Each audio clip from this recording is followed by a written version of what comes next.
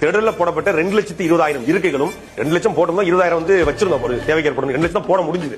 அதுக்கு மேல திடல நீட்டிக்க முடியல. அப்போ 20,000 போட்டோம். அந்த 20,000 எடுத்து அவங்களே போட்டாங்க. 2,20,000 இருக்கைகள். இந்த பக்கம் 100 அடிக்கு ஒரு 1,300 அடி ஒரு வாகனங்கள் வந்து போகணும், ஆம்புலன்ஸ் பாட்டுக்காக விட்டுருந்தோம். அது முழுமையா நிறைஞ்சிச்சு. அதுல மட்டுமே கிட்டத்தட்ட 75,000 பேர் உட்கார்ந்துருக்காங்க. இந்த பக்கம் 70க்கு 1,300 அடி, அதுவும் முழுசா இருந்துச்சு. 10 அடி சீமா நடந்து வரணும், நடந்து வரணும், இல்ல வேட்பாளர் கூட்டு வரணும் சொல்லி பிளான் பண்ணி ஒரு 10 அடி 2 பாக்ஸுக்கும் இடையில 10 அடி விட்டு, அந்த 10 அடி முழுமையா இருந்துச்சு.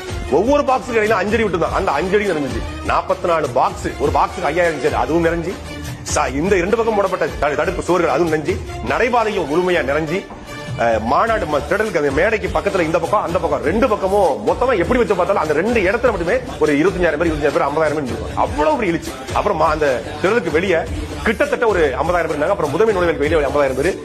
வர முடியாதவங்க மட்டுமே ஒரு 13 கிலோமீட்டருக்கு வேனு பஸ்ல 13 கிலோமீட்டர் 8:30 மணி வரைக்கும் உள்ள நுழைய முடியல. அதுக்கு சீமான் பேச ஆரம்பிச்சு வேட்பாளருக்கு வரைக்குமே பல பேரால உள்ள நுழைய முடியல. கடைசியா வந்துட்டு வெளியிருக்காங்க.